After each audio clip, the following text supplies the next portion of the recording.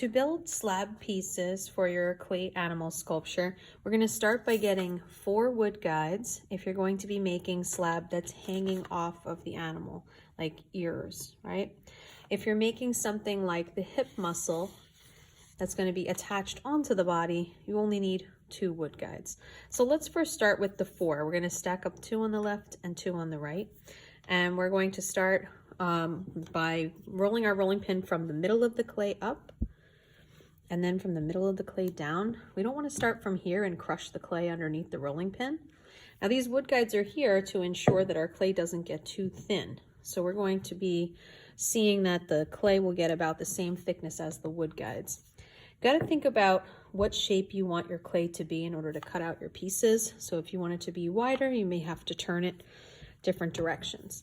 Keep flipping it over in between, middle up, middle down, and make sure you're always rolling slab on a cloth. Don't roll right on the surface of the black top of the table, or you run the risk of getting it stuck to the table. Continuing to turn it over will create some movement for the slab.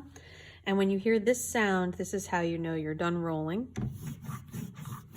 Okay, so that sound means that this slab is a good size for cutting out pieces for things like the ears. Okay, so for instance, I made my little ears here, and you can see they're about pinky thick. So when I go to shape them, when I go to attach them onto the head, they'll have a good amount of thickness so that they won't be weak points, right? So I have 2 of those. All right, let me show you how to roll out a slab for the muscle. So I'm taking 2 of these wood guides away. This can actually be thinner if it's going to be muscle, because it is already going to be built on top of something that is pinky thick, right? So it's going to go over here, right here. I actually cut out a piece earlier to kind of see this is what I'm going for to make this muscle that you see here, that part of the leg, okay? So I'll put that off to the side. So again, I'm going to do the same thing. Start in the middle, roll up, middle, roll down. And by the way, you don't want the wood guides to be touching your clay. You also don't want them to be too far apart. You want them to be able to guide you. Okay, when we hear that sound, we know we're all done. Maybe I'm going to give it one more flip. Try it one more this way.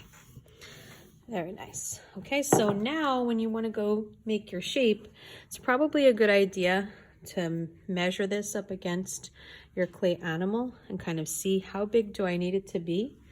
I'm then going to take my little wood stick here, and I'm going to just check and see if I can draw it out first. Kind of draw out the shape that I want to cut.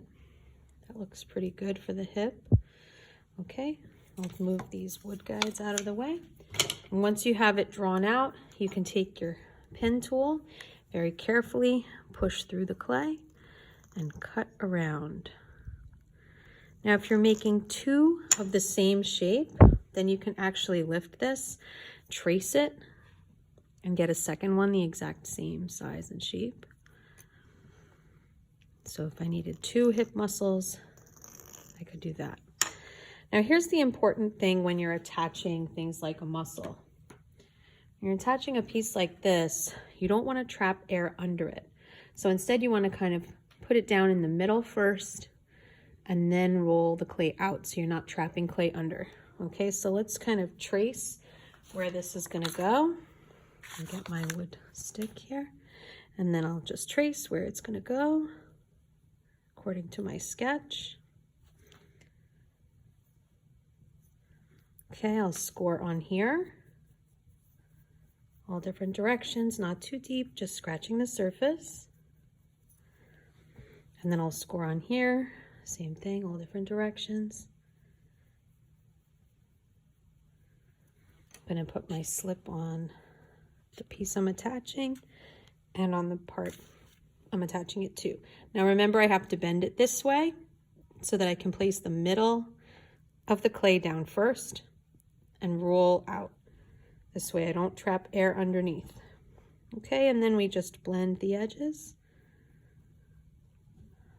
so that it kind of looks connected onto our sculpture. Now, if you're attaching something that is going to be hanging off, like an ear, it's a good idea to kind of give yourself some surface area to connect it. So see how this kind of curves it a little bit? It gives me a little surface area to connect. I've kind of curved my slab too. I feel like that's what the ears do. They kind of round. So I paddled it a little with my thumbs to curve. I'm going to trace where that's going so I know where to score.